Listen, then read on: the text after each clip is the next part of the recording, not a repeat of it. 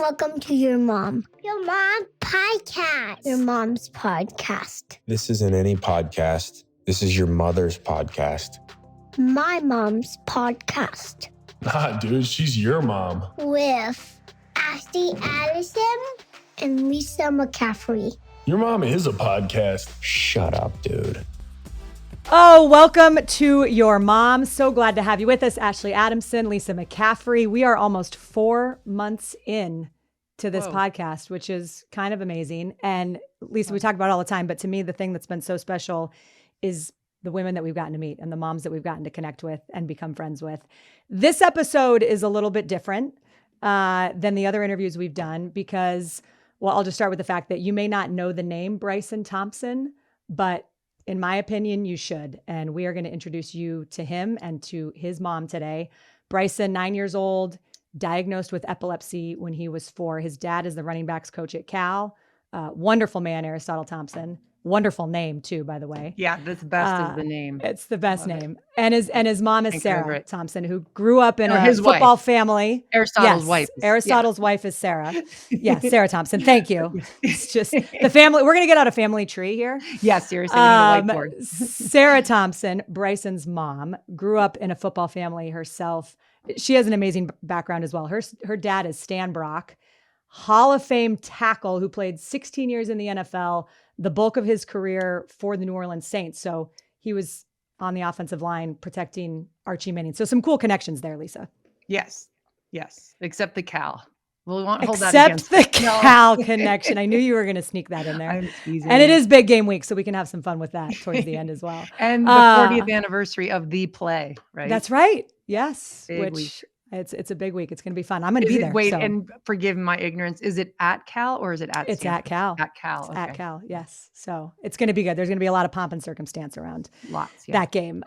So yeah, most people know that I work for the Pac-12 Network, but it was at the Cal spring game this past April. Yogi Roth, my colleague, who everybody knows or should know, came up and said, "Hey, I have a mom that I want to introduce you to." So I meet Sarah. I felt an instant connection to her.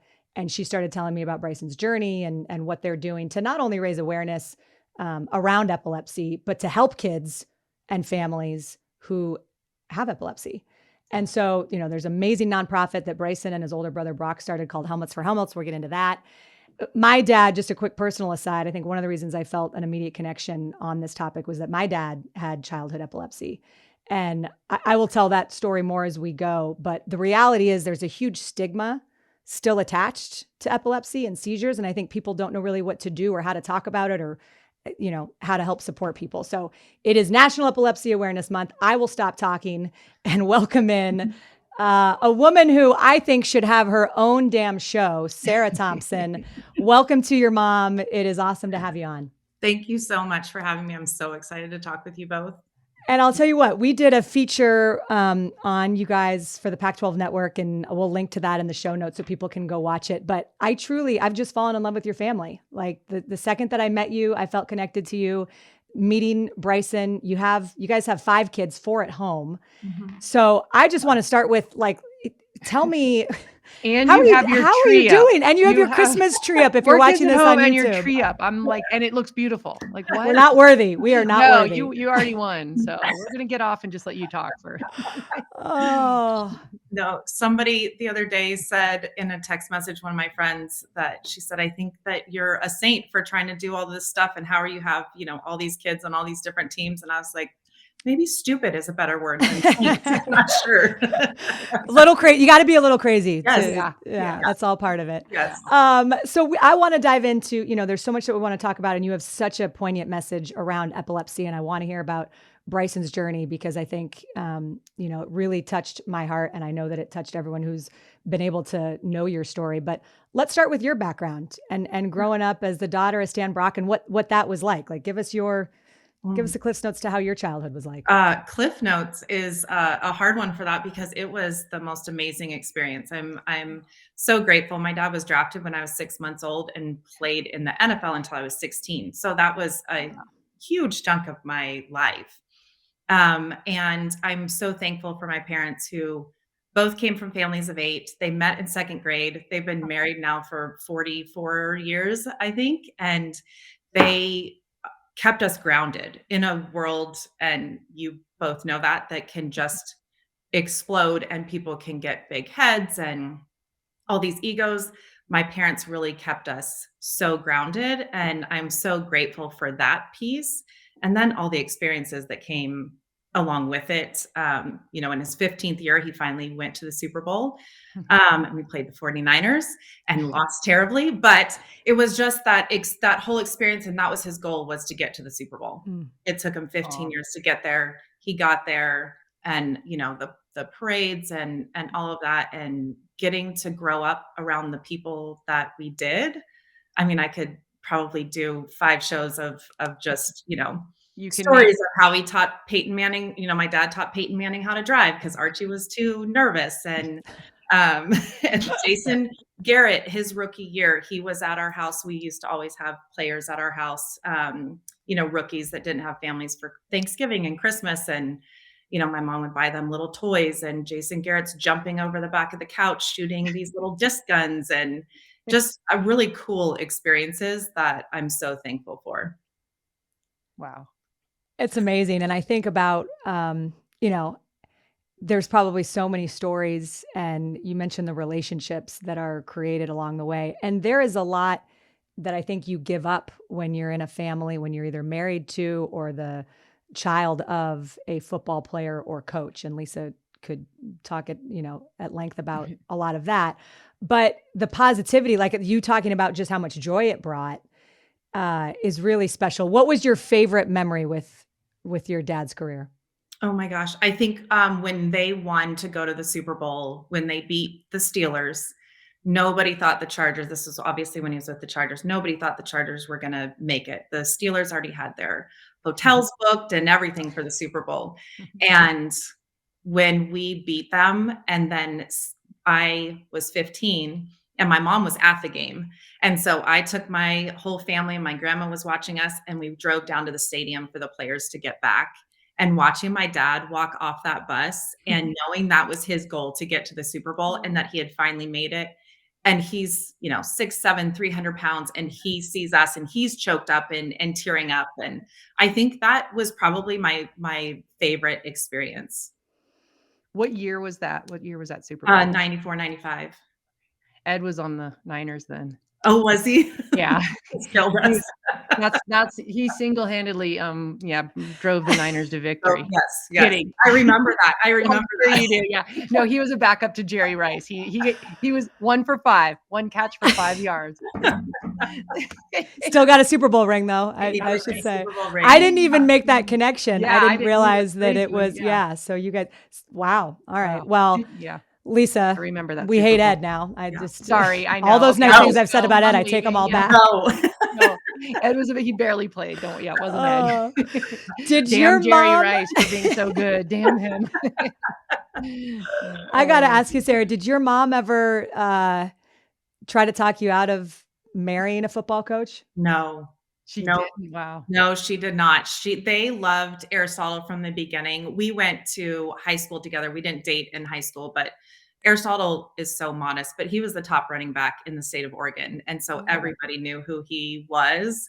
And we met later, but they all instantly loved him so much that there was no talking me out of anything, because they loved it. And my dad was a coach after he played too. So I knew that world, and I, and you were what willing I was getting into. Right. And I think Aristotle is always very thankful for that piece, that, I already knew what the drill was, and I embrace it. We love I cook for the players before every home game. I cook them breakfast, and we used to have them in our house when we were at Cal Poly, because we were so close, but now I deliver it to them, and the kids look forward to that so much. And, I'm even cooking for them this week because they asked for cinnamon rolls. So I'm getting ready to make like 45 dozen cinnamon rolls. Ashley, along those lines, what'd you make your kids for breakfast? They had cereal. Your two kids. Yeah, did you pour the milk?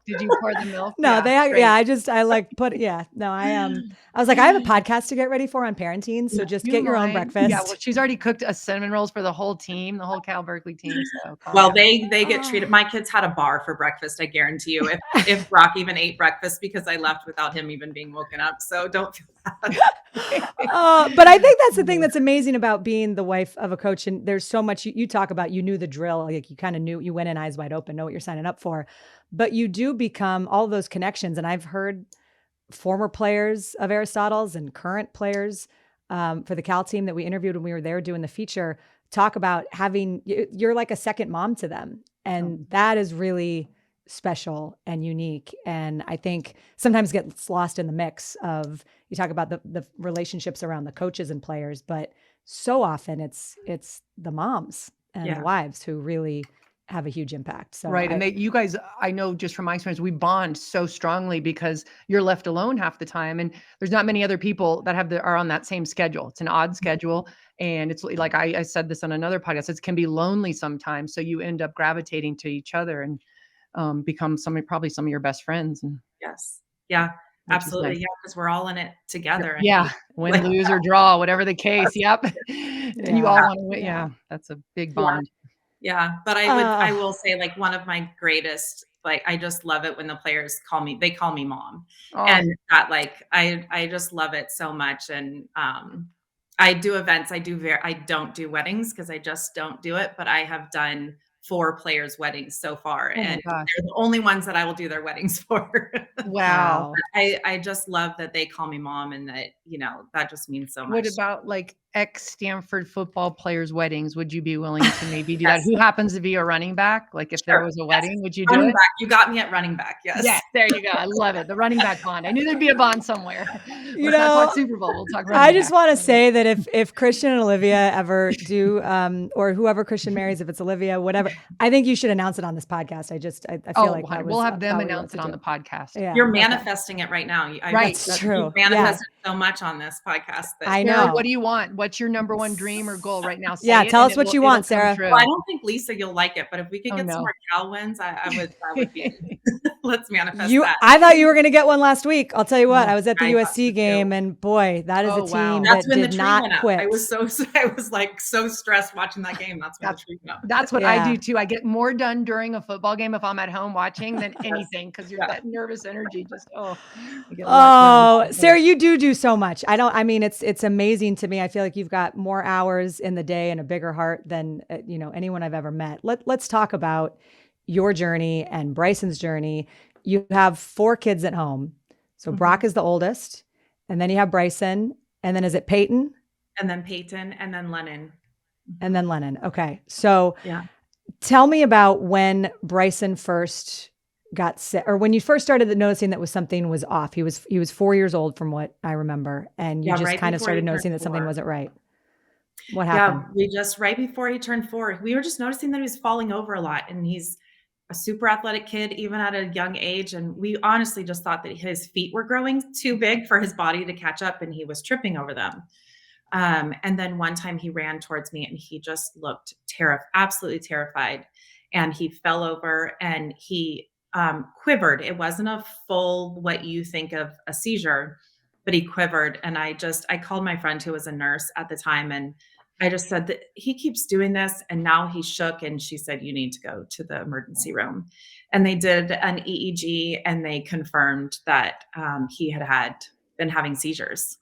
Wow. And so they put him on medicine right away. And 2 weeks later, Aristotle was in San Diego recruiting, and he fell in the backyard, and Brock was with him. And Brock came running in, and he said, Bryson fell over and he's not moving. And so I looked out the door, and I honestly thought that we had lost him. And I rolled him over, and his eyes were rolling into the back of his head. And then the full body twitches started, and he was in a full grand mal seizure that lasted 15 minutes. And so Brock, I cannot say enough about Brock. Brock was 6 years old at the time. We had not gone through anything, but he and Lennon, our youngest, was 4 months old. Oh, wow. And so Brock just took over, and he took it, and he ran with everything, and he waited by the door for his next instructions. He let the paramedic, it was just incredible to watch him maneuver. And then Aristotle was, so far away, 5 hours away, that we couldn't even he couldn't even get to us, and recruiting, of course. And so that was so hard on him. And thankfully, we have been blessed with amazing head coaches who understand the importance of family, and that we don't take advantage of that, but still, in those emergency situations, they've been so understanding.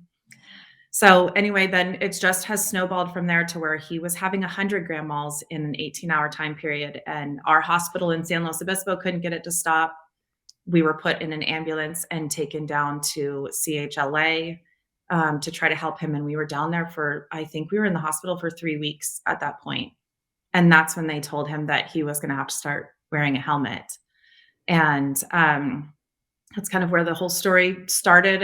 And we got a helmet. Our insurance, of course, denied it because they decided that it wasn't medically necessary when the doctors were telling him it was. That's a whole nother story. But then, so my dad was like, if he's going to wear a helmet, we're going to make it cool. And so he called the equipment manager at the Saints, who at the time was the same equipment manager that he had all 13 years there. Wow. And they sent him their helmet, their actual helmet stickers. So we made it look like a Saints helmet. Oh, that's cool. And that's just kind of where it started. And he's still seizing. He had a seizure this morning, which is why he's home with me. He has them almost daily still. And they're scary. And I said, in our piece that we're 6 years into it and everyone is still just as terrifying. And so, yeah. I think one of the hardest parts, well, there's a million hard parts, but it's the unknown. And so even when you go to the doctors and you feel like you go to the doctor and, okay, we'll go to whatever specialist, someone's got to be able to give us an answer and tell us, hey, this will work, or let's try this, or here is a path. It feels like, and correct me if I'm wrong, but especially with epilepsy, it's like, well, some of these drugs work for some people, some work for other people. Let's try these. And so there's so much out there that there's not a clear path as to, okay, this is the treatment and we're going to go all in on this. What has it been like to maneuver and, those emotions and just the business side of it, of trying to figure out what to do? That, I think, was the hardest part for us to come to terms with, because as parents, we take our kids to the doctor for an ear infection and they give you amoxicillin and they send you home and it takes the ear infection away. We didn't have the understanding of these neurological disorders and that they are so difficult. And it is like shooting darts at a board. And we were like, this is not, just give us something to make it stop. We just need it to stop. And they couldn't do that. And that was the most frustrating thing to come to terms with. And we're still fighting that. We still wholeheartedly, we have to stay positive in this world that we're in. And we feel like there's something out there. We just haven't found it yet. There's something out there that is going to help him and that is going to allow him to live the life that he wants and deserves. We just have to, as parents, keep fighting to find that. Yeah. Do you have any indication? Is it a hereditary thing, or how did this come about? Any idea at all? Or is it just not hereditary? We've done so many genetic testings and genome testings, and we've been all over the state of California, really, and in Oregon to try to figure it out. And they cannot. They can't. We've had some doctors tell us that he has issues with his kidneys functioning properly. We've had other doctors tell us that he has a ton of heavy metals in his brain, and we need to clear those out, that his gut isn't working properly. So we're trying all of that right now. Yeah. He's had surgeries. He's had the VNS implant, which is like a pacemaker for your brain. And that didn't work. And so we actually had that removed last year, which was the scariest day of my life, because it was supposed to be an hour surgery. And 6 hours later, they still hadn't come out. And I was for sure that the doctors were just trying to figure out how to come tell us that he had not made it. And oh my gosh. And so, it's, we've tried all of that side. So now we're trying things that aren't going to harm him. And it's like, what, we're going to do the PRP. We're going to try that. We found a doctor in Dallas who is, for lack of a better term, has come up with an equation that helps people with severe, not disabilities, but disorders. And so we're going to try that. And that, we just have to check off these boxes. Right. Yeah. I don't blame you, of course. Yeah. Wow. Wow. And can you describe too, because I think a lot of people, we talk about the importance of making sure that people are educated and aware and understand epilepsy and seizures. Can you both the like medical definition, and then Aristotle told me like what a seizure actually feels like, how doctors have described what it feels like. Can you kind of describe what Yes. happens when you have a seizure? Yeah, so seizure is basically a excess in electrical activity in your brain, and it doesn't know where to go. And then sometimes those it's like a road, right? And in your brain, and so all of those neurons, and then when there's a break, your whole body shuts down, and that's when a seizure will happen. And so that's the medical terminology for it. For Bryson, he has all types of seizures. They present in so many different ways. And that's why it's so important for, I feel like, us to talk about it, because he can have seizures where he is just screaming and it looks like a child throwing a fit. And I've had that happen in Target before, and parents are just looking at me like, "Oh, you're a terrible mom, control your kid." And he's actually having a seizure. And or he'll have seizures where he runs from us. He gets anxiety and he gets really upset. And after the Oregon game, he started to have one in the stadium, and he will run from you, and I can't catch him. He's got Aristotle speed, and I cannot catch him. And so it scared me, and I got him down to the offices to Aristotle just in time. And Aristotle has a way of just bringing him out of these seizures. Or he'll have drops where he will just drop head first to the ground and has no body control. And they're scary for him. They're so scary. He has a lot.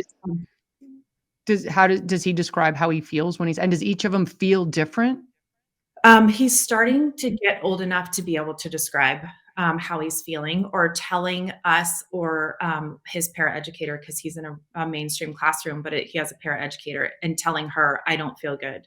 And she knows at that point he's feeling like he's going to have one. And so he's starting to be able to tell us that. And Ashley, I think what you were how the doctors described it to us, because we've never had a seizure, so we have no clue, but they described it that if you have one seizure, it feels like you have ran a marathon with the worst migraine you've ever had. And at the end of that marathon, you get hit by a semi truck. Oh my gosh. And that's what your body and your head feel like after just one seizure. So is he just exhausted after he has one? Just that's it for the day? He's tired? Or no. Oh, really? I mean, I know he's my own kid, and so I'm totally biased, but he is incredible, because he will have a huge grand mal where I've had adults tell me that they're out for days after they have one. And an hour and a half later, he's ready to go play in his football game or his baseball game. And he's out there running around. And it's really amazing and inspiring to me to hear these adults saying that it puts them out for 3 days. Yeah. And yet Bryson's here having multiple a day and going out and playing his sports. Wow. To that point, if I recall correctly, he had, I think it was a grand mal the morning that we did the piece, that you came to Cal. So we have this shoot set up. You bring Brock and Bryson and a delightful friend of yours. You bring all of this, all the signed helmets, because we're going to talk about, the helmets for helmets. So you've got all this stuff you're pulling in, and you show up and you look amazing, and you guys are so positive. And then you mentioned to me, he had a huge seizure this morning, and I'm looking at him, and he's just this delightful, smiling, like it honestly makes me feel emotional, because he's just running around there with a smile on his face, and you can tell he's just enjoying life as a kid, as any 9-year-old would. And it is the perspective is the way that Justin Wilcox put it. He's like, I hate that word, but there's not another word for it. Seeing him out there with whatever stuff we feel like we're going through, and you see this kid and everything that he's battling, to be out there and smiling and running around. And you spoke really, I loved what you said about what football does for him. What is football? What has football meant to him, especially as he's coming out of these seizures? It's everything to him. And it's everything to him outside of, like, even pulling him out of the seizures. We have, we told a story that one time we were at Saints training camp, and he was having a seizure where he was starting to run. And Thomas Morstead, who was with the Saints at the time, brought him over a football. He had no idea. And he immediately brought him out of what could have been a terrible, really scary seizure. And that's what football does for him. We'll watch Cal highlights. I'm not gonna lie to you. This morning he was watching Christian's highlights when he was with Stanford even, and he loves football so much, and it brings him so much joy that I think that's where he thrives, and he wants to be on that field so bad with everybody. And does he play? Is he on a team right now? He plays flag football. We're not quite, Brock plays tackle. We just let him start last year. Okay. But Brock is also, just turned 13 and he's 6'1", 210 pounds. So, oh my gosh. Wow. Does he but want to come to the UNC Bears? I was just and going play to for say, Coach Ed, better call him. yes, yeah, seriously. I will offer him. my dad got inducted into the Colorado. My dad went to Colorado. Oh, no way. Okay. He got inducted into the Buffalo's Hall of Fame. I think Brock was 8 at the time. Okay, And the athletic director was like, we're offering Brock right Yeah, now. no, forget that. Yeah, what about the UNC Bears? Greeley, are you kidding? I'll make him cinnamon rolls. Okay. Ashley will pour him cereal. Yeah, I'll let him get his own cereal. No problem. Yes, if he's there with you. Oh, And for the God. record, if there's any compliance people listening, I'm kidding. I'm not really. Okay, just so you know, there's nothing. I feel like compliance now in the day of NIL and like, my I'm gosh, like, yeah. what is legal? Like, I feel like anything I don't even know goes in anymore. the world of, I mean, it's insane. That's all. It's illegal if Ed or if Aristotle is watching a game in the stands and says hello to a family and they have a child that's of age, they have to report that.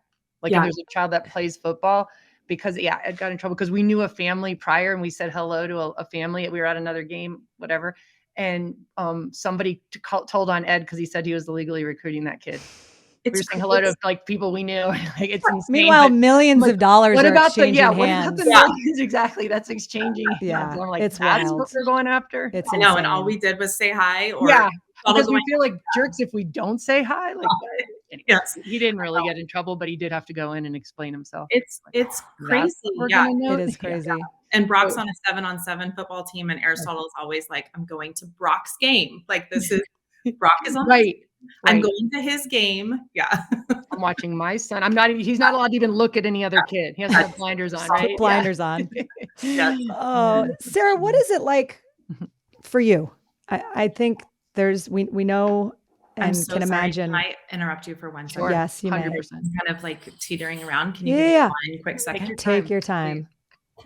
Okay, I'm so sorry. No, No, gosh. is he I okay? just had to make sure that he was not Yeah. getting ready to go into one. Well, and like I Yeah. said, if you have him come hang out, sit next to you, whatever, it's Okay. all good. okay. But I just wanted to ask, what is it like for you? Because I think we talked about what it feels like for so many other people, but as the mother of someone who has epilepsy and the type of epilepsy that Bryson has, what is it like? That's a really hard question. You're going to get me with that one. It's hard. It's hard. And we try our best to stay as positive as we can because he's so positive. But that doesn't mean I don't have my moments where I just go in my bathroom and close the door and lose it because you feel like you have no control. And this is your child that you're supposed to be protecting and you can't protect him. And that's the hardest part for me. And so I just need to have those moments sometimes where I just go and I release it. And then I can come back out and be positive for him because that's what he needs. He's the one that's, going through all of this. And I have to stay positive for him and make sure that I can protect him at least as much as I can because you do feel so helpless. And as a parent, I feel like that's the worst feeling to have. And you have 3 others that you're raising as well in the house. So that has to be a lot.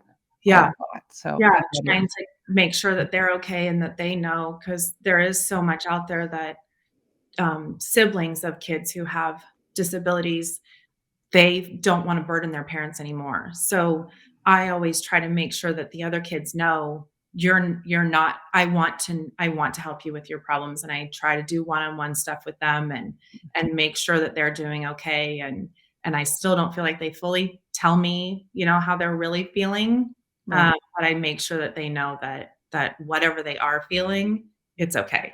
And that Aristotle and I are here to help them walk through that. That's a really important and interesting point that you make about the siblings. Because what I was going to ask is like, how has it impacted? Obviously you've talked about the way that Brock has protected his brother, and the relationship that they have is so special.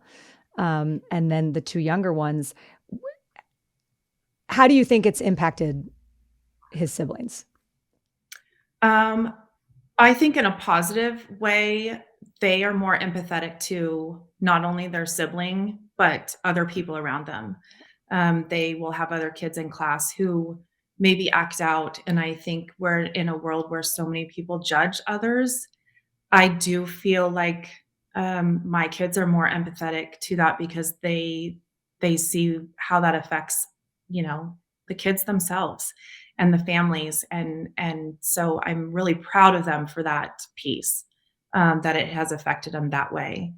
I think other things that they do, Brock especially, on his own grew up really fast and trying to take on a lot of protecting Bryson and making sure that he was okay. And we try to keep him as a kid as much as we can, but also really proud of him for, this foundation that they came up with when they were 6 and 8. Nothing makes me more proud than to see them helping other people. And so I think turning it into a positive and something that could be just so, woe is me. I'm not getting to do this because he had a seizure this morning. They have really learned how to pivot very, very well. And are the first ones there. They just know when I need help, when Bryson's running are the scariest seizures to me. And they know that we have to kind of corral him, and they just do it. And we've never really talked about it. They just do it. And that piece has been really awesome to see them. So as a positive, I think that's how that's affected them. Wow. Well, I'm going to get you a helmet for sure for the charity Helmets for Helmets. We would love that so much. And I don't know if they care. They might spit on it and throw it away, especially next week. But or this No, they week, will not. I will absolutely get a 49er helmet signed by Christian or That would be so amazing. whatever. Yeah, for sure. What a great cause. And can you tell what Helmets for Helmets is exactly? Yes. So Helmets for Helmets is the boys ask for signed memorabilia from athletes. We have guitars signed from Little Big Town and Sam Hunt. And so they kind of have a array of celebrity memorabilia, and we auction those off in order to buy epilepsy helmets for other kids across the country. And they've even helped some kids in Canada buy helmets that they need so that they can be regular kids. I hate the word regular. But so they can do what they should be doing, and that's going out and playing and living the best life that they are able to live. And does he have to wear a helmet all the time, like even sleeping as well? Not in his sleep, or if he's sitting on the couch, we'll let him take it off. During the summer at school, as long as he's sitting in a desk, he can take it off. But anytime he's standing, walking around, moving, he has to wear it. Yeah. Well, and one of the cool things, and we talked about this too, Sarah, is I can imagine as a kid, and especially as you start to get to that age where you're worried about looking different and feeling different and all of the rest, and he's already dealing with so much. When he sees the Cal football players, because his helmet looks like those Guardian caps that now they have started wearing, especially in practice, that offer extra protection. I imagine that has been, he looks like a football player. He doesn't look like a kid with epilepsy who has to wear a helmet. He looks like a football player. Yeah. And that's always been so important to us because he is getting to that age. And even when he was younger, he liked to wear the helmet because it made him feel like a real football player, he said. And so that was just so important to us. And then when I walked out onto the field the first time when they were wearing the Guardian helmets, I'd seen it a little bit, during the training camp videos for the NFL. And but then to walk out and for him to see that in person, I cried. And it was just awesome for him to see, because he is getting to that point where he will say, I don't want to not be like everybody else. I don't want to be different. We try to spin that in like, God made everybody different. He made you special just how you are. And the world would be so boring if everybody was the same. But with the understanding of he's an 11-year-old little boy, and I understand where he's, where his feeling is. Totally. And Sarah, I know I've mentioned it to you before, and I mentioned at the top of the show, but my dad had childhood epilepsy. And I always sort of knew that. And he had talked to me about that experience and what it was like to me growing up a little bit. But I called him yesterday as I was thinking about this podcast and this interview, because I just realized I wanted to ask him, like, what do you remember? What was it like? He was in 5th grade. It was the summer before his 5th grade year when he had his first seizure. And again, a reminder that just having these conversations with people that you think you've had, and then you have them in a really real way for a purpose. That's been a huge gift of this podcast. And I had an amazing half an hour call with my dad yesterday, but he said it was 58 years ago. And I remember it like it was yesterday. And he said, the way I would describe it, I was lost. I was scared. I felt completely out of control and unbelievably embarrassed. He said, I just remember all those emotions. And then he said, then on top of that, when the kids, his friends and the parents started getting nasty, because at first there was some sympathy, and he said, and then it turned into this kid's a disruption. He said he was pissed. And so he started getting in fights, and it was like this explosion of emotions. So what is the message for families and people, maybe they don't even realize of somebody who has epilepsy, or if maybe they're around it for the first time, but what do you want people to know? What do you wish they could understand?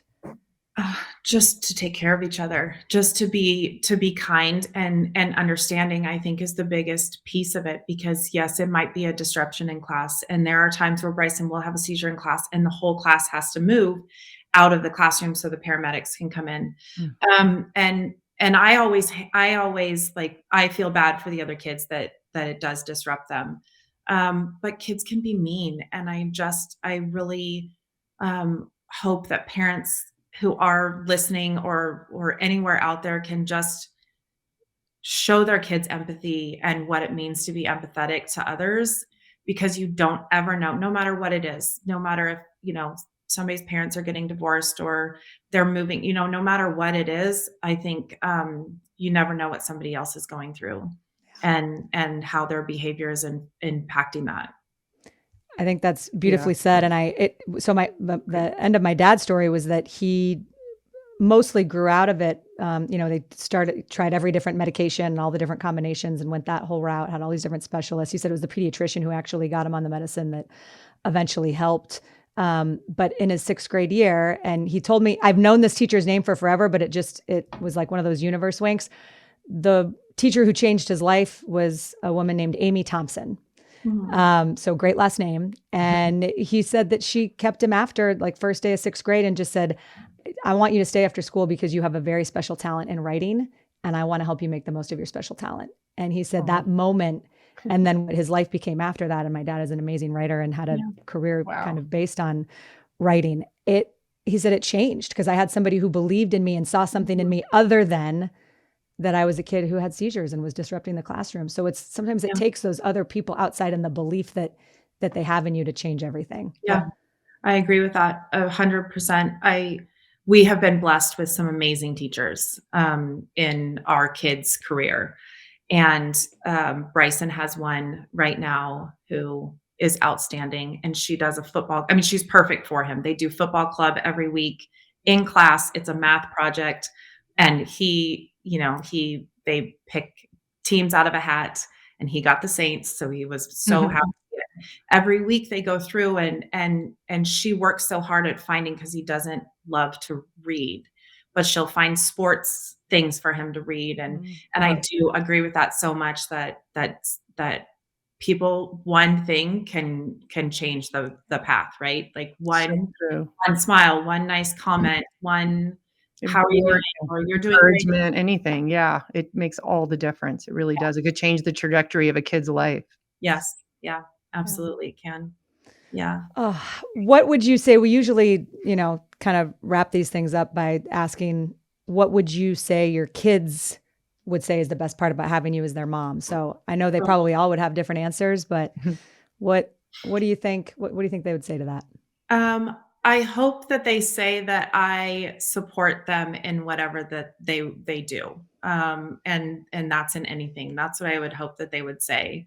I hope that they see that so much. You guys know it's hard with multiple kids, and I know, Ashley, you're just getting into the sports, and Lisa, you've been through it, and I'm right in the middle of it with 4 kids in different sports, and it's like trying to be everywhere. I hope that they see that I support them in everything. Lisa, as a mom of 4 who did all the sports, you got any insight or advice on what worked or didn't? Well, looking back, something I just wish someone had said, just calm down, relax. It's all going to be okay. If you miss a practice or you're late, it's going to be all right. It's not going to set them up for failure for the rest of their life if you mess up. So, I relax, appreciate breathe, that.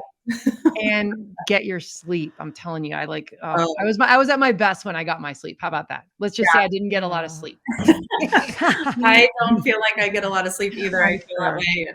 And that's helpful because Brock's getting ready to, they just won to play in the championship Cool. football game next weekend. Amazing. Congrats. That's Yeah, awesome. against his team and his coach for 7-on-7. Maurice Jones-Drew was actually his coach for 7-on-7, but was Wow. their team in tackle football. So I love that. I feel that way. I'm like so anxious if I have to, miss a game or I don't stand out there during practices. Oh my gosh. Yeah. No, you can't be everywhere every year. Yeah. I There's know. only one of you. Until they figure out how to clone moms. Right, clone then moms, we're yeah. going to have to have a little more grace and the kids understand.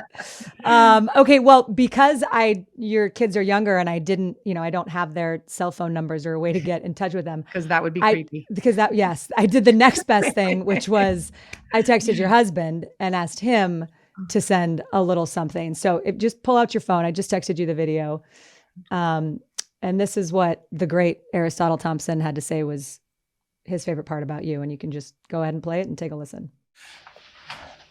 Hey, babe, you're amazing. So proud of you and love all that you are, all that you've become, and all that you will be for our family, for our kids, and for yourself. It's awesome to see you taking on so many new things that you aspire to do. You have so much about you that is special. I have to pinpoint one thing, though, that I truly love and I've always loved. And, you got me with this one. Your smile. Your smile is radiant. It exudes confidence. It exudes love. And so I appreciate and love you for the mother that you are and the woman that you are. But always keep smiling, babe. Through thick and thin, it's been ups and downs, but keep smiling because that truly lights our lives. Love you. You got me with that one. Yeah. And I will tell you, even when we did the interview with Aristotle and with a lot of the Cal assistant coaches when we were at Cal the other day telling Bryson's story, the way that they all talked about you was exactly, he summed it up pretty well, but just you are it's like the gravity, like the central force through which everything sort of revolves around for the family and you hold it all together. So your smile is amazing. I'm with Aristotle. And you are winning life. You are kicking ass. Thank you. Inspirational. I appreciate you both so much. No, we appreciate you and know that you've got so much going on. And I think one of the last things that I want to ask you is for families who are going through this, parents who maybe are starting this journey or have a kid who has epilepsy, what advice would you have or what words would you want to share with them? Don't jump into anything too quickly. Don't jump into a procedure or medication or anything too quickly. Make sure that you really take the steps to help your child fully. And if that's getting a second opinion or getting more testing done, make sure that you take the time to do that because it is scary. And when it first happens and you don't know what to do and you are full in the weeds, just take that time for yourself to breathe and just do as much research as you can on your own to make sure you're doing the best thing for your child, because there's so many, like we said, it's like throwing darts at a board, which is so hard. So make sure you take that time. Great advice. Yeah. Great advice. And I'm sure sometimes, and you probably know this better than anyone, harder to do than easy to say and harder to do, because it is hard to take time for yourself. And that's why I want to, how do you take care of yourself? There's so many things that everybody needs from you. Right. You're How do being you, pulled in so many yeah. directions. But it Do sounds you like do you have so anything? much energy too. I can't believe it. You like cook for the team and 4 kids and you have your tree up. Okay. We're not worthy. It's true. I just don't sleep. Yeah. Your advice, I just I just don't sleep. That's the problem. Apparently, yeah. Yeah. I just Oh. I'll take time for myself at some point, but right now my focus is on, getting Bryson healthy and making sure the kids are happy, and and Aristotle's really great when he's at home, but that Yeah. that's Football. very little. Yeah. Yeah. So yeah, but I will at some point. Well, you're doing great. You like are. I said. You're crushing Yeah. it, and you're an inspiration. And Thanks. I felt it so much the day that we did the interview and I came home. There was a bunch of stuff going on at home, and I was so stressed out, and the kids were driving me crazy, and I had all these stuff, and I just thought, I just spent the day with like the most inspirational kid and family, and it was just such a poignant reminder to me to like take a breath and realize what you have, because it's easy to get caught up in the small things in your own world that feel so big. And Yeah. Bryson and what he is doing and fighting for, and how you guys are living it every day it's inspirational. So you have changed my perspective in a major way, and I'm very, very grateful to be connected to you, and Well, thank know you there's so a lot more to much. come. I feel the same way. So And if people want to find some information on Helmets for Helmets, where would you send them? helmetsforhelmets.com, and it's the number 4. So it's helmets .com, and their story is up there, and all the media, and some of our amazing auction items. I mean, we've just had some amazing people. That's one thing that I will say that has come out of their foundation, is seeing the strength of a community, of the sports community, come together. And I mean, Kobe Bryant, the kids meeting Kobe and becoming really close with him before he passed away. And here's this huge superstar that is loving Bryson, and helping Brock with basketball, and Adrian Peterson reaching out to us and asking if he can send us a helmet. I mean, it's just it's just amazing. These stars that have come out of it, and we have never once bought a helmet from anybody. It's all straight from the players themselves. And for that, I'll be forever grateful, because these people have changed our lives, which is just so amazing. So I think Aristotle said it beautifully. He said, never underestimate what can happen when people's hearts are touched. And clearly you guys have touched a lot of people's hearts. So now Lisa's probably going to charge you for her helmet. I'm just going to, so Lisa, I'll work on that. I don't want her to be the first, Christian McCaffrey's helmet to be the first one you have to pay for. Yeah. Send an invoice. Yeah. Well, we'll see the outcome of the game first. This outcome. Yeah. Yes. I don't know if we're done, but you don't have to do it now, but I definitely want an address or somewhere to send it for sure. If you can. Okay. We would love that. I'll put so you guys much. on a text. Yeah. Because on March 18th, which now, Lisa, that you're maybe in the Bay more, we're having an in-person event for Helmets for Helmets. It is at the top of Cal Stadium, but so Lisa won't be allowed to come in. Yeah. Great memories. So, but yes, that would be just so amazing. And I have a quick funny story about Cal Stanford. If we, go, I would love it. Lay it on me. So I was picking up the kids from school yesterday, and Lennon, who is my second grader and just like my little fiery, witty one, his teacher came up to me and said, we were talking in class, and I was like, oh gosh, what is she going to say? And she said, we were talking about Red Ribbon Week is next week. Mm-hmm. And so all the kids are expected to wear red on Friday, which is the Friday before the Stanford game. Right. And she said, we're talking through it, and Lennon's hand just like fires up in the air as soon as she says red. And she gets through her whole thing, and she says, Lennon, he goes, I'm not allowed to wear red, so I will not be participating in the wear. Oh my gosh. Hey, you know what? No, that's real. The fandom. I admire the support. That's good. Yeah. And hopefully Lennon didn't get in trouble for that. Yeah, no. I'm sure he didn't. I wish more Stanford fans were like that, though. We're more adamant and Yeah. defensive. And yeah, that's impressive. Good Oh, job. It is impressive. Some of them are like, even Bryson broke his arm when we go to Stanford for Oh, him. right. And there's fat heads all over the wall, and, Okay. and you know, and the doctor came in and he's wearing his Cal helmet, and she Yeah. was like, "We got to get you a Stanford one." And he looked at her and was like, "No, we don't." And I had to explain that he wasn't being rude. Let Right. me We have explain. a connection. Yeah. Yeah. Oh. But he really, and everyone should really be wearing gold and blue. That's what we need for on that Friday. That's a great story. And yeah, it runs deep, and the kids care. And I think that's the beauty of sports, is that it brings you along for the emotional ride.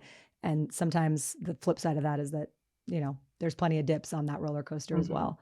But you manifested some Cal wins, so we're gonna run this tape back. I know that there are some, and I texted Aristotle this today. I know that there are some really special moments coming for Cal before the end of the season. You can just feel it. That team hasn't quit, and they've got amazing coaches and people in that program, and they've got your Cinnabons. So what more could they possibly I might have to need? defect just for the. Yeah, I know. I mean, I'll try whatever it takes, because it was like right there. They're just right there. So yeah, I've been really proud of them this year. So Good. No, they have. They're fighting just like you guys. All right. Well, Sarah, it has been just a gift to get to talk with you more and get to know you even better. And I will see you in Berkeley very soon. I can't wait. It's going to be so fun.